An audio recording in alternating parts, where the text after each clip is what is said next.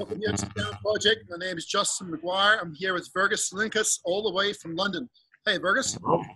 Hello, hello. How are you doing? I'm very well, thank you.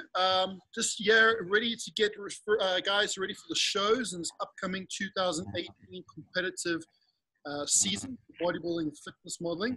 And I'm just here to pick my mind on the effect of chemicals and what they have on one's neurology and subsequently physiology.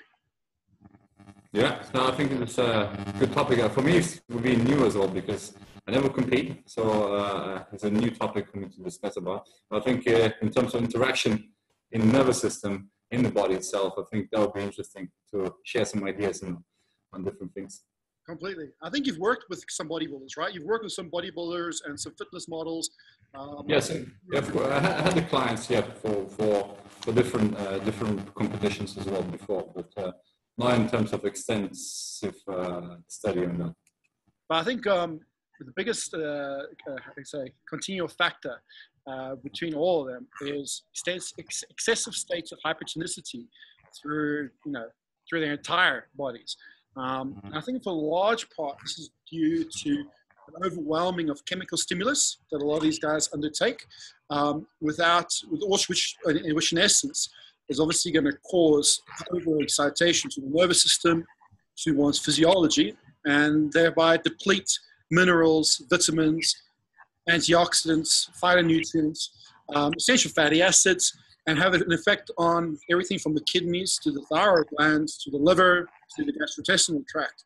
So in my experience, working with bodybuilders or fitness models, is generally that they tend to over-supplement, over-train, and under-eat. This is it, right? So they don't eat enough nutrients. They barely eat enough calories when they're getting ready for a show, considering the volume of training they're doing. But yet they are pumping themselves with enough, God knows what, to kill over an entire country. I think it's interesting as well. You mentioned that. I think it's a lot of misconception in terms for the competition prep as well. When you're getting ready to a show, let's say depletion, which is really common in bodybuilding, and depleting to the point of, again, when we'll change a lot of hormonal balance in the body as well, and that will have other indirect effect in terms of how you feel and how you look at the end. When you go to the stage, sometimes, the one thing they're doing, getting themselves to the stage, to the point when they go on the stage and they look much more drier and much more depleted when they started in the first place. So I think it's we can touch base, and I think when you compete as well before, how you was prepping, is that like it was misconception for yourself as well, or you was taking different approach? Most definitely. I think the previous years which I competed, I didn't know much about functional neurology. I knew very little about biochemistry. I knew enough to hold a conversation, but nowhere near to the complexity of reactions that can have, or relative reactions that can take place based on the intake of one thing or the inclusion of one habit to the effect of other parts of the body. And how the mind has such a huge role to one's physiology and state of stress, not just stress psychologically, but stress in terms of tissue tone throughout the body as well. Preparing for a competition, and like you said now about getting rid of excessive amounts of water, in essence, dehydrating or overhydrating the body throws out your minerals completely. When you see guys that are ready to go on stage and they have extreme vasodilation of their veins, it's not necessarily the most helpful thing to have. And I'm sitting here with veins popping out of my arms, but it's a very big difference in story when you are so dry where you can literally peel the skin off and have it bounce back. The state of the minerals and the ion exchange that may have with your neurons and your motor neurons in particular throughout the whole body. Yeah, and then it creates a lot of hypertonicity as well in the body and in different tissues. And then it's like, I think, you had that experience as well when you was competing before the stage, probably not noticing hypertonicity, but having the pains and having the complaints and tension in the body. Yeah, most definitely. Most definitely. I think, regular massage therapy was a must. It wasn't a luxury. It was a necessity due to the volume of sheer strain and tension running through the body during competition cycles. And it came down to the fact that, like now I'm preparing for competition, and I have other guys prepare for competitions, and get it far more intelligently. Like, we don't run these guys into the ground. They're quite on the contrary. These guys are fit to chill and losing fat at the same time. The consensus in the sport is the more you put in, the better you're going to get out. But like, if you really want to get lean, you got to train more. If you really want to get lean, you got to eat less. It is so completely the opposite of that. It's a defeated subject, You're thinking you're going to do more and more, and it gets to the point when your ego overtakes and you just really neglect your body. Completely. Like, you're either going to lift too much weight that you can't get the proprioceptive drive to the muscle you're trying to contract, which happens most of the time, or even if you do lift the correct amount of load and you push yourself to such a high state of acidity because of the muscle, just the sheer volume of repetitions and volume in the training program, the body's not necessarily going to be in the best state for possible adaptation. And adaptation is not just a muscle recovery, but it's also fat burning potential. So everything from the detoxification capacity that the liver may have and the kidneys play a big role in the liver. Now, when you do create a lot of metabolites through excessive contraction, guess what? The kidneys take a huge amount of strain. And this can be easily seen in athletes that have their creatinine levels tested. They generally have elevated levels of creatinine. And in the fitness world, it's become the norm to expect this, elevated levels of creatinine. But it's not necessarily the healthiest thing for your kidneys. It's really not healthy at all. And that has an effect on your liver. And when you start to impact the liver, you start to impact your detoxification capacity, which makes these guys inflamed. And in order to get rid of the inflammation, they go for extensive amounts of soft tissue treatment, which I'm not against. I'm actually very much for. I'm for the. I think just cut you up there. In terms of treatments, I think a lot of people think having extensive massage treatments and soft tissue therapies is kind of a necessity. That's where you have to go to get to the stage. But I think it's not the case. And then if you need to go for that. Massage treatments and stuff, something is probably off already, and your body is not working optimally. So, and that's what happens a lot before the stage of composition. People are getting more tired and using more massage to kind of compensate for that what's happening to the body. Completely, and I think it comes down to just the volume of training and the sheer stress of that volume of training. Like, in order to get the best possible effect, you need the right controlled catabolism for optimal anabolism, right? Yeah. A term that most people don't have quite enough familiarity with. There's no point in flogging a dead horse, hoping that it's going to start moving. That's just not going to happen. You want to be able to get in there, create enough of an effect of muscle breakdown to the point where you just about lose proprioception to that tissue. If I'm training, for example, I'm going to be training my legs, and I'm doing squats, and I can feel, once I've activated it and opened up the joints and spine's in a nice position and QL's nice and loosened off, the glute med is firing properly, then I'm getting into those sets, right? The third and fourth set, I can really feel it's contracting. Fifth set starts to die off. Sixth set, I'm pretty much just trying to get through. That's the point where you stop. That's the point where you stop. Like, yeah, sure, if you keep on going, you will create more metabolites, which will have an effect on things like heat shock proteins, which may have an effect on the hormonal system for that window. But the 48-hour window we'll need to take into consideration as well is, does your body have raw materials to be able to cope with the stress of those from excessive amounts of muscle breakdown, right? And then again, I'll be breaking down tissue that we want to have anabolic potential toward, or are we breaking down synergistic tissue, or even to the worst, in the contrary, antagonistic tissue to the muscle which you're trying to create growth in, right? Completely displacing not only central nervous system awareness to the periphery, but also just the intention of contraction to an exercise in the first place. And in terms of supplementation, how that can affect in globally in terms of body, in terms of compensation patterns and hypertonicity in the body. I mean, you know, regardless if you're a natural bodybuilder or if you're an assisted bodybuilder, and let's be frank, in this sport, you know, there are a multitude of both. The most common factor, doesn't matter whether you're natural or not, is the sheer volume of stimulants that a person will take in. You know, someone is taking anabolics, you know, testosterone is a stimulant to the brain. There are testosterone receptors throughout the brain that cause excitation. So that's why people get stronger on this stuff. It's not a secret that if you're going to take androgens, you're going to get stronger. And it's not just because it affects the muscle, it's because it affects the brain. And first and foremost, more than anything else. And the same thing, again, if you're a natural guy and you're taking a huge amount of pre-workout stimulants to get through it, you know, you're also going to cause yourself, you're also going to create a state of hypertonicity in the body as well. And what hypertonicity do? It releases an abundance of excessive amounts of calcium, an abundance excessive amount of sodium, depleting magnesium levels, and causing sheer stress to the brain, to the heart, and also very much importantly, to the detoxification systems of our body.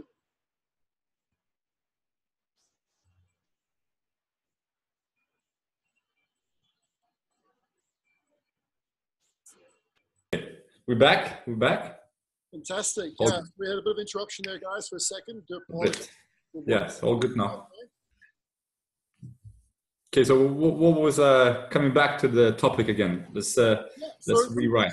It's down to like depletion of minerals due to overexcitation because of chemicals that, you know, regardless if it's natural athletes or if it's assisted athletes, the sheer volume of stimulatory chemicals that people put into their bodies to create the desired effect of getting through these high volume training programs in the long run, and also, to be fair, in the short course, is extremely detrimental, not only to the point of where the immune systems are going to be compromised, but to muscle growth, which is what they're there to do in the first place. If your muscle is too tense that it can't stretch and relax, if you can't stretch a muscle to be able to contract it optimally, guess what? It's not going to grow. And I think it's also, it's like with any competition, with any sport, it's like sports has never been healthy. And people think like, you know, I'm doing certain sports. I think it's always certain amount of damage you're creating to your body. I think with the bodybuilding is the same way.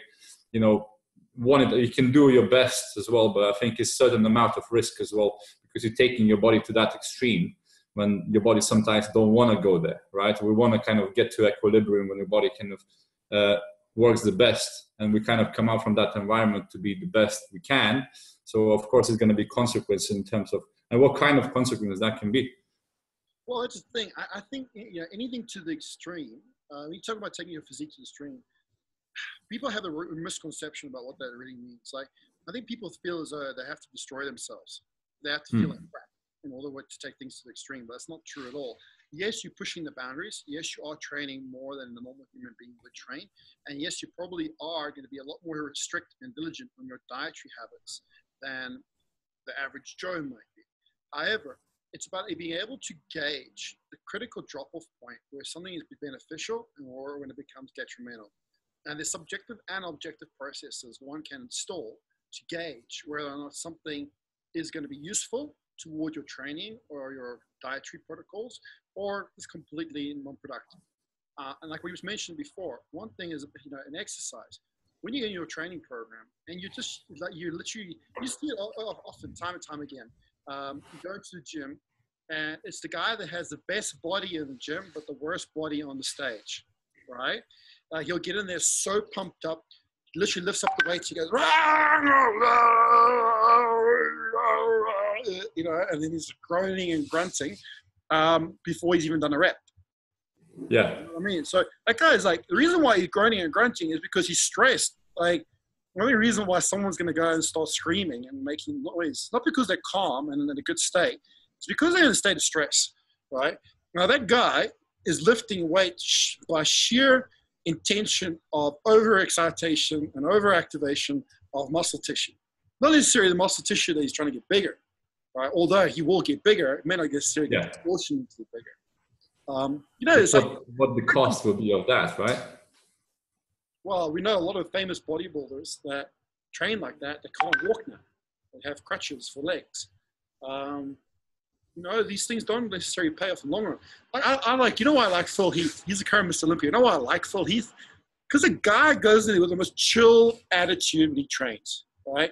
And everyone's like, oh, you don't train hard. He was ragged about not having to train as hard as other guys. And he kept thinking, like, because I'm gifted. But, he's actually a lot more than gifted. He's intelligent. But I think the same, when you're prepping yourself, and I know we talked about it before as well in terms of how you're getting preparations right now to competition and your mindset as well about it. And I know you for a bit now, and it's like you do more chilled out now when you think about like competition time, and most of the people get stressed up before even started. But in your case, actually, it's a different approach right now, is it? Completely, man. Like I get in, like I'm eating healthier. I always eat healthy, but I'm eating healthier. So I'm just having more supportive nutrients coming to my diet to help the kidneys and help detoxification. Training, it's actually shorter sessions than I normally do, more condensed in terms of the weight training. I utilize more steady state cardio for the process of just trying to create more equilibrium through the left and the right hemispheres of the body, not necessarily for fat burning. It does help with fat burning. It burns calories. Any movement burns calories. So before someone says, oh, how can you say cardio doesn't burn calories? Any movement burns calories. This is burning calories, guys, okay? Walking on a treadmill at 6 kilometers an hour is not going to make you lean, all right? Yeah. Unless you have an initial catalytic reaction from doing something else for a long period of time. Now, what walking on a treadmill does do for you after training, it promotes circulation, right? Which reduces the likelihood of localized inflammation, which helps you to recover quicker. And walking itself, you will rebalance your neurology as well. So especially with the high intensity training, so getting the patterns right again in the movement, not like talking about the high intensity sprinting when you can increase the hypertonicity as well with the body.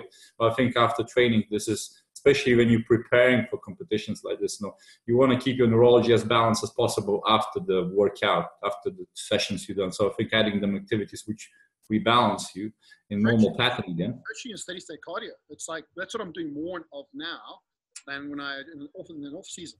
I actually do less weight training in the on season than I do when I wasn't competing for a show.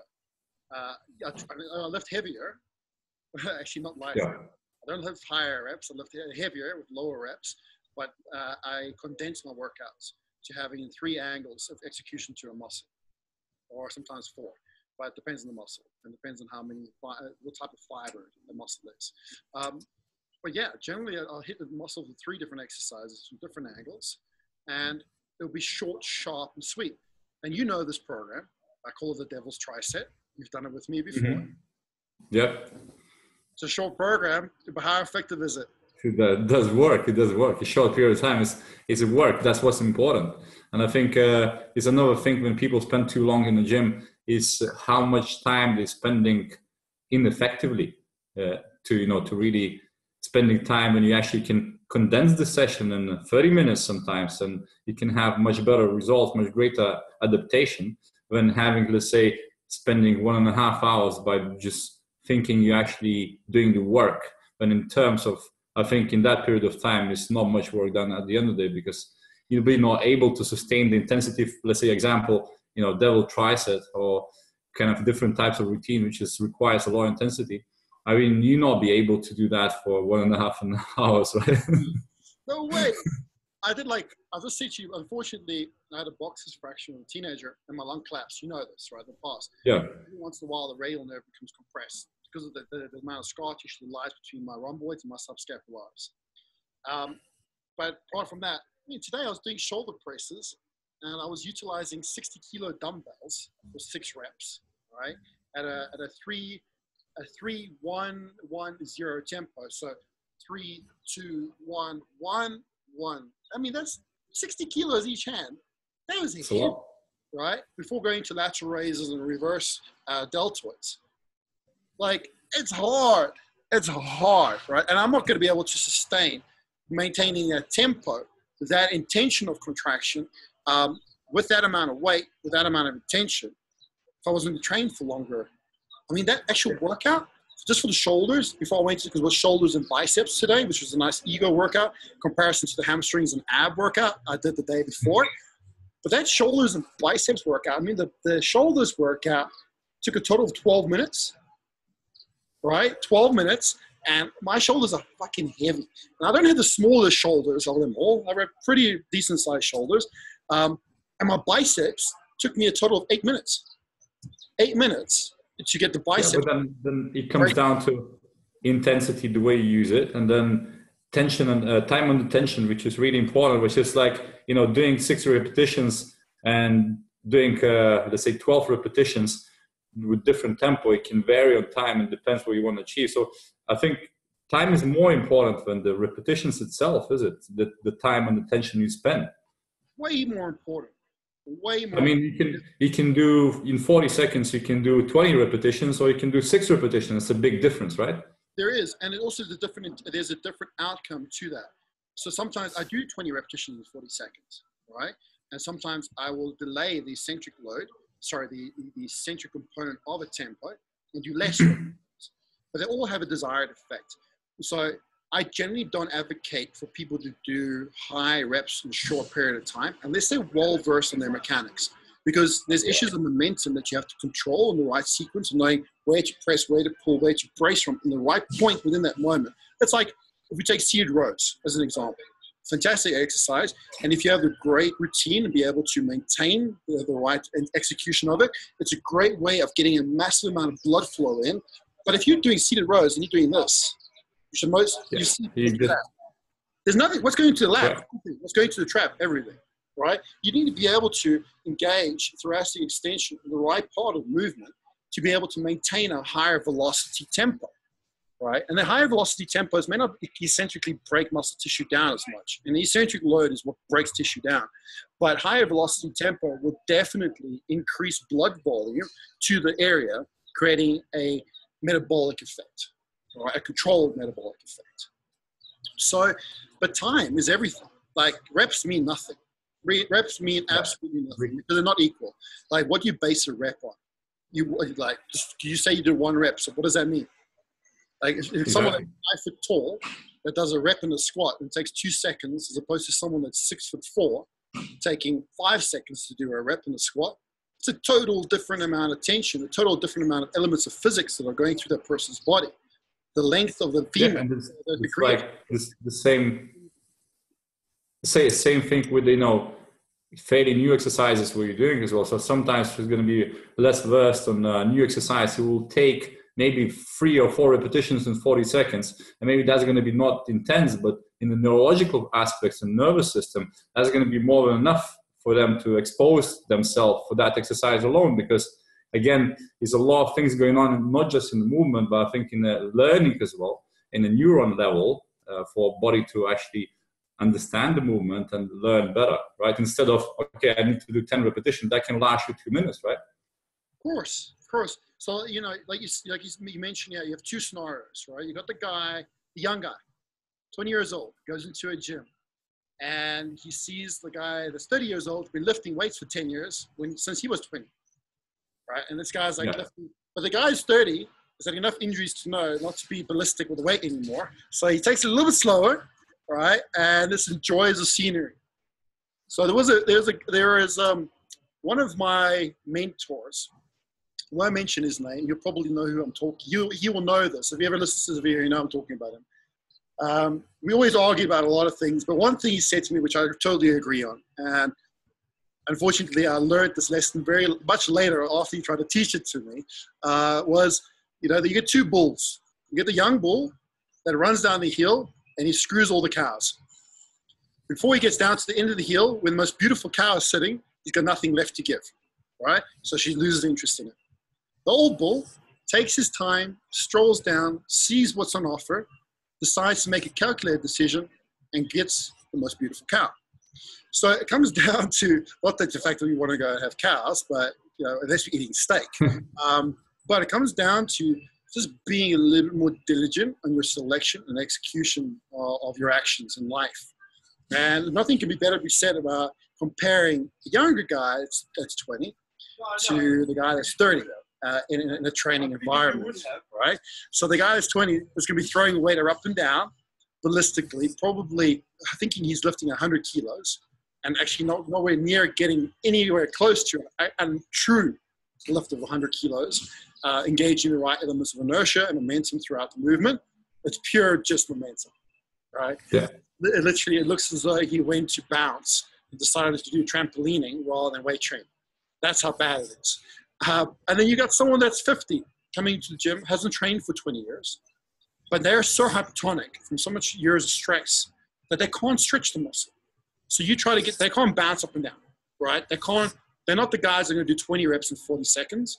They're the guys that are going to do 5 reps in 40 seconds, right? So much slower than we would want them to. So now we want to do the 8 reps. So we want a nice tempo, 4:10 tempo, but they can't sustain that.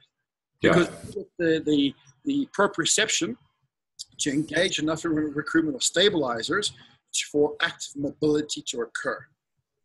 So if they move any faster than what they're moving at, they will fall over, in essence. So you've got scenarios, right? But what you want to do is how do we gauge what's the best type of exposure of a stimulus? Time. That's the only thing that we can gauge it by. How much tension do you want to issue or exhibit onto the nervous system to adapt toward? Not reps. Reps don't mean anything, particularly if you're taking a 50-year-old compared to a 20-year-old. What is a rep?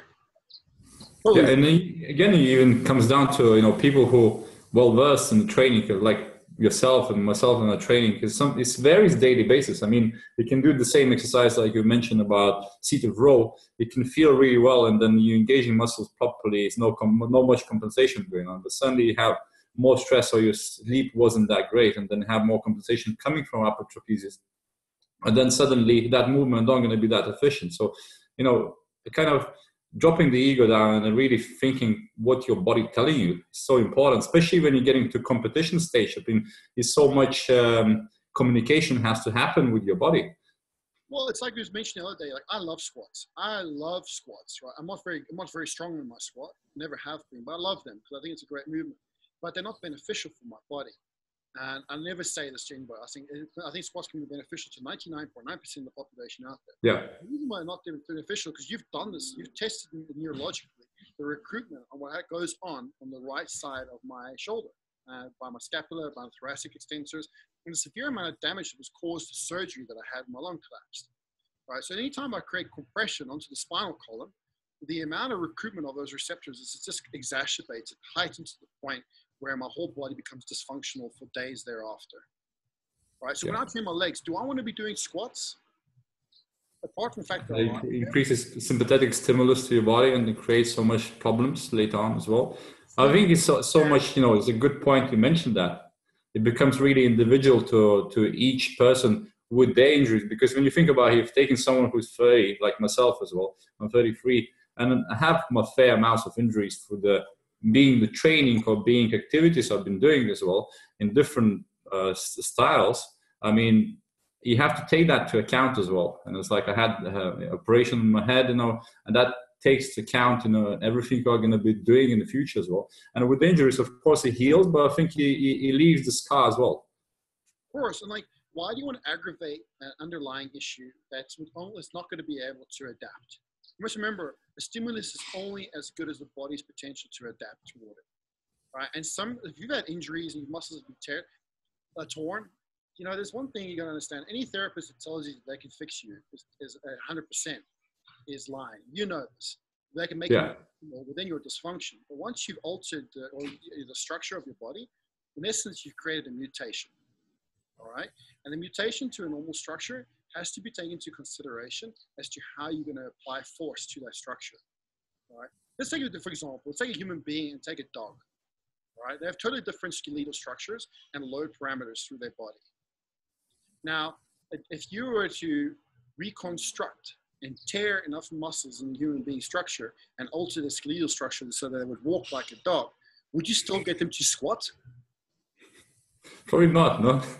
Well, I'm not saying that's severe, Okay, it's a very severe scenario, but it's still important to take into account. Once tissue has been damaged, right, to a certain degree, yes, you can rehabilitate it to a functional capacity, but certain exercises, if the body's exposed to them, are going to have this disassociation to the brain and to this peripheral nervous system.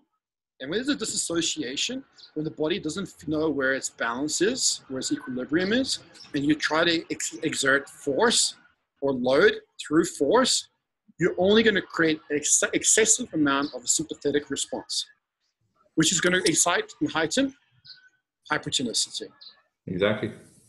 So it's not beneficial. So things like, for me, for example, like now, backed off doing squats, doing trap bar deadlift instead, utilizing leg press, using a lot of unilateral based movements to still get the same, trying to still stimulate the same type of recruitment of torque in the femur at different planes of motion. I have to be far more diversified in my exercise selection, in my programming now. Whereas a squat is the granddaddy of recruitment of musculature in the pelvis.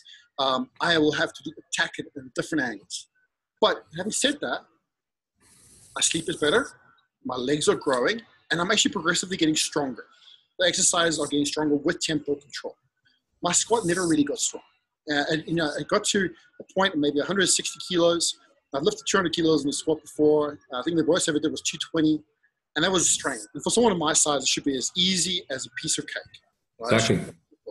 But it was, and it always was. And progression in the squat for me was painful to the knees, because, and just remember one thing, the knees and the neck are two sides of the body that become painful when the body goes into this excessive state of stress. Okay, either they're from the kidneys or they're from mind. When you become in an excessive state of stress, you go into a fetal position. When you're in a fetal position, you're trying to extend yourself out of it. The appendicular structures furthest away from the center of mass, take the most initial amount of strain to initiate momentum throughout this core. All right? So if I want to pick up this glass here, all right? First thing I need to do is grab it with my hand, clutch it, and then initiate a chain response for a great amount of mass to take its load. Yeah. Okay? When this mass is all switched off, this glass is going to feel a lot heavier to lift. The same thing happens now with the knees and neck, right? If you're going to push yourself by utilizing bad dietary strategy, bad exercise strategy, and you're going to push yourself into a sympathetic state, you're putting yourself into a fetal state. And to try and move in a fetal state is far more difficult and a lot more strenuous to your joints and your structure as a whole. Yeah, exactly. And then you're just taking the personal circumstances, like in your case, with the squats or with injuries you had. I mean, it's a great exercise, and it's definitely going to be advisable for many people. There's so many guys out there that squat heavy, and I'm so jealous of them. I've people that can squat heavy. Well, I mean, being open-minded for change, instead of saying, no, I have to do that anyway, and I'm just going to have to cope with it, whatever that will be. If there's no working, it's always the way around it. I mean, in training, so a lot of people, they say, like, I can't do it, and they kind of postpone the training as well, and sometimes they will do completely different things, which is not really beneficial. But it's a lot of ways around that and still achieving the same results. I mean, but again, it comes down to stress levels, comes down to injury history, and taking that to account. And again, if it's that difficult to kind of comprehend, I think it's always good to seek the advice from someone who been there, maybe done that, and had this experience to help you out with that, is it? Completely. Unfortunately, when I was a young bull, running down the hill, what I did was force the squats, force the floor, the deadlifting from the floor. And I can't, not because my pelvis isn't able to, but because I have such huge degrees of scars running in between my ribs, in my intercostals, up into my thoracic, that's the transverse process of the right side of my thoracic vertebra. If I were to when I tried to deadlift off the floor, I couldn't deadlift off of it, sure. But the amount of force closure, not form closure, that I would have to create to get that bar off the floor created massive compensations. And in the process, I tore my hamstrings 3 times. Now, it takes a lot of pressure. So that specific area will take a lot of pressure from the areas which is not really pulling their part. it's more like going to tensegrity structure again, and then in discussing how the body works, and the body works in pulls and strands, and with less tension is going to be moving to more tension. 100%. And so I think it's just, taking into account like what works, what is painful, what is not painful, what can you feel? Like when you're moving a load that's imposed onto your body, you should be able to be in full control as to when you stop moving and when you start moving. Right? If you have to bounce to get weight up and down, you shouldn't be lifting it. Exactly. I completely agree with that. Right? Unless you are trying to perfect a skill for things like powerlifting, which is a skill to learn how to manipulate a load from point A to point B. Because remember, powerlifting is different from bodybuilding in that bodybuilding has an attention of contraction to a specific muscle, whereas powerlifting has attention of contraction to a group of muscles, regardless if it's in the right angle or not, to lift and load from point A to B. So it's a massive difference there. But regardless of bodybuilding, powerlifting, good training, in essence, you should be able to stop and start a load at any point of the motion, the movement that you want to. If you can't, then either you are lifting with so much excessive amounts of load that your nervous system can't engage the right amount of stability, which means that you will engage over abundance of use of connective tissue to create motion in the first place. Yeah, completely agree. And I think, just a good, good point in terms of having control for whole movement at any point. Now it just explains some certain kind of misconception with people who would say, it's okay to bend the back a little bit in the bottom position in the squat. So a couple of things like this. I think it's like, when you think about that, you're losing tension already in that position. So that means you don't have control over the load anymore. So the tensegrity structure just breaks apart in that particular movement. So that means it's not beneficial for yourself. When someone tells me that it's okay to tuck the pelvis at the bottom of the squat, I take it as that person has the same notion that it's okay not to pay your taxes for a year. You might get away with it once or twice, but believe me, it's going to catch up to you. Yeah, there's a consequence in the body as well. It takes the toll, right? Like, and why do you want to lift so much weight that you have to create a pelvic tuck? Why do you want to force yourself into that movement where you have to create a compensation just to lift? It comes down to one underlying factor, and that's ego. An excessive amount of ego. Yeah. Be the big boy in the gym. I think necessarily just squats. I mean, it's many movements. Like again, having that kind of people will say it's okay to stretch, the muscle in a certain position when you're twisting the torso. It's okay to stretch the muscle. It's like ligaments, like. Yeah, it's a lot of things like, doing one arm row, I think is a good example. Is so much misconception on that exercise alone when people are lifting so much weight. And I think you can explain that in terms of, what the movement entails in terms of scapular mobility and what's usually been done on that movement itself, is it? When someone thinks that if they are rolling the shoulder into excessive elevation and medial rotation during a one-arm row, that they're actually stretching the lat. Just because it feels like your back is stretching, it doesn't mean the muscle you're trying to train is stretching. Exactly. Okay? The lat goes, this is the spine, the lat wraps around. Okay? How do you stretch in the muscle that wraps around? You stretch it around the circumference. Yeah. You stretch it like this. What's going to happen? Your thoracic fibers are going to condense, compress. You're going to get an overstretch of the fibers in the thoracolumbar fascia, an overstretch, not a right amount of stretch, right, of the minimal amount of the bulk of the muscle tissue. So all of a sudden, the trap becomes facilitated to try and stabilize the hell out of an angle which you're just opening up your body to sheer volume of shear throughout the spinal column. And you're creating excessive amount of compression in the cervical spine. This is not a one-arm row. That is not a one-arm. That is a trap disaster. So when you are, yes, I agree with the notion that it's great to stretch your muscle as much as you can, but are you stretching the muscle, or are you actually compressing it, not creating tension? You're creating compression where you're thinking you're creating tension. And I think, you know, it comes down to, like, from other aspects, like you said yourself about the squats. I mean, it creates so much sympathetic stimulus in the body when you're doing exercise incorrectly or without intention, without tension in the body, and you can't control. I mean, over time, it's not just injury risk, but then nervous system as well is going to go haywire, and then that creates a lot of problems in terms of hypertonicity. When you need the massage, you need the therapy to release the tension from certain areas, right? And that's, I think, is common for the kind of getting to competition, because you already have a lot of stress coming up of preparation and, you know, having stage presence and stuff like that, and then plus the training with the maybe not the greatest technique possible, that will create even more stress in your body, right?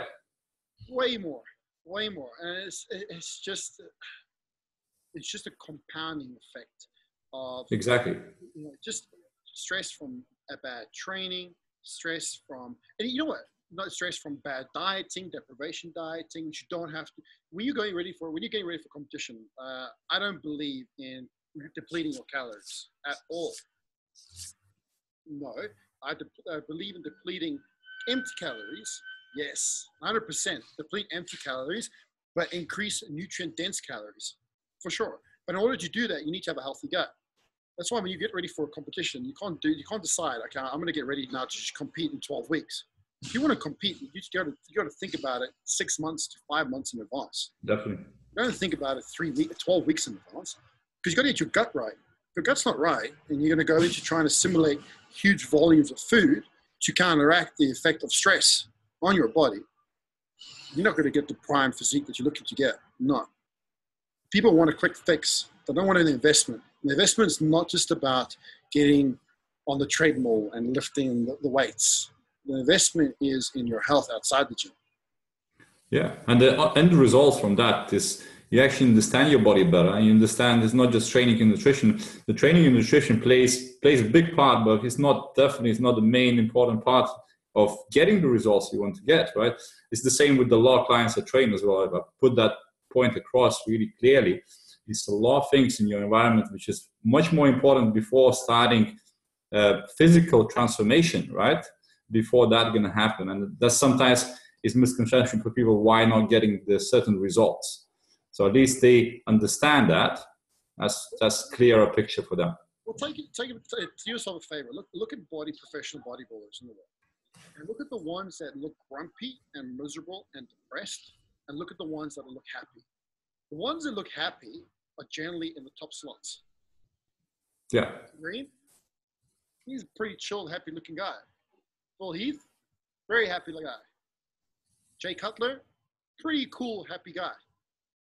Look down the lower end of the slots, the guys are coming 10th, 11th, 12th.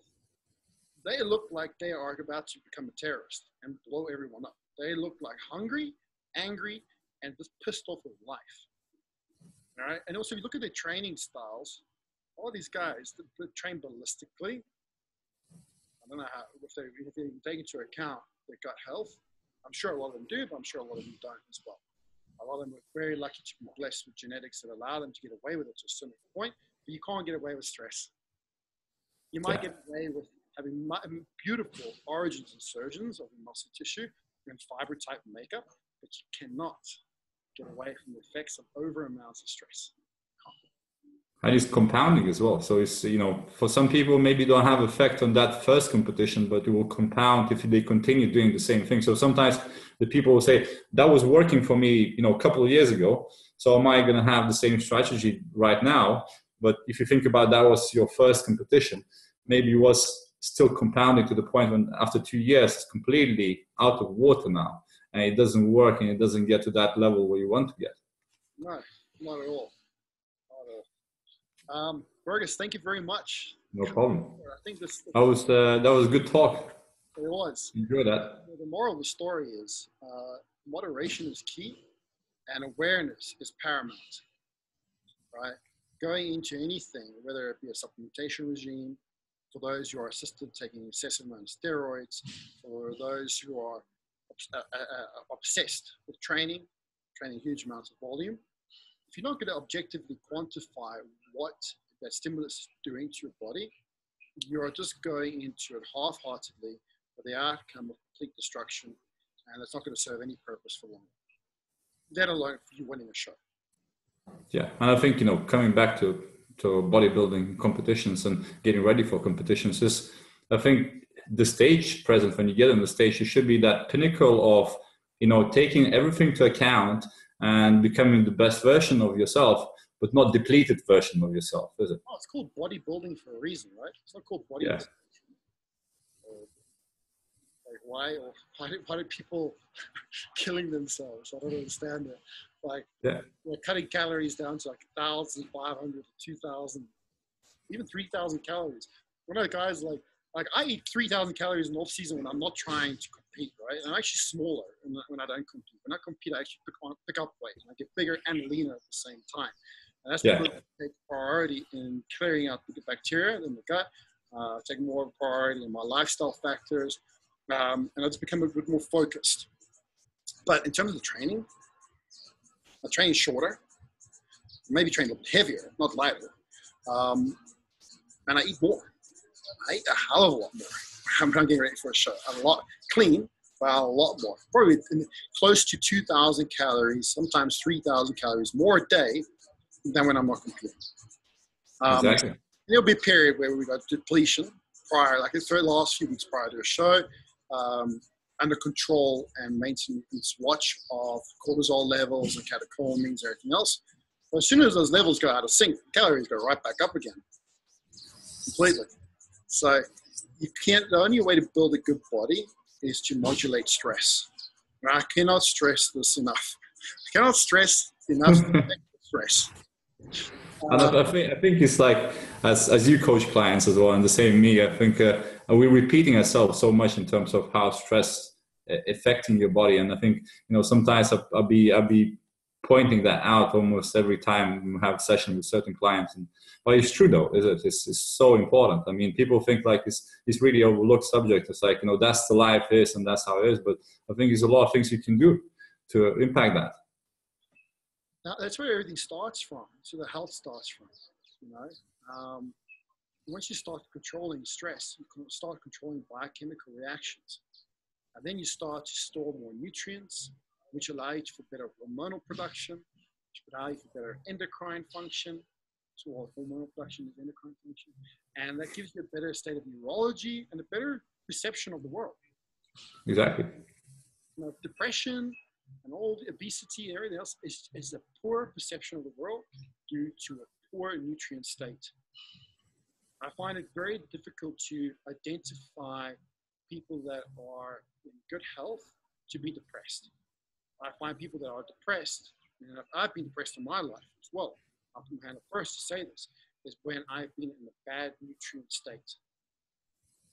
Yeah, I think yes, and to a certain degree, I think attachments to certain belief systems as well. So people attach for themselves to being happy without being miserable. I think in the point, to be happy, you have to have both as well to balance yourself up, right? Yeah, and misery is also very much, it's very personal identity of what misery really means.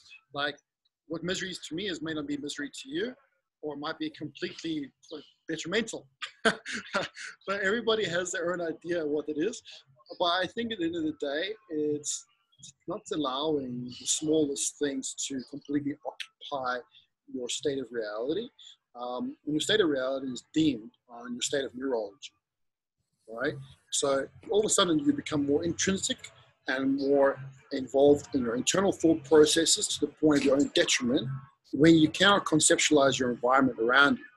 And why do we lose the ability to actually actively conceptualize the environment around us? Because we become toxic. How do we become toxic? Stress. And it's many ways of being produced. Virgis, we're going to call it a night. Thank you so much for your time. Guys out there, stay tuned for the Gamma Project. Anybody really wants to be ready for a show, take the time and effort to invest in your gut health and also an invasive recovery protocol before going to the onslaught of huge volume training and deprivation diets, which may not necessarily be necessary. Take care.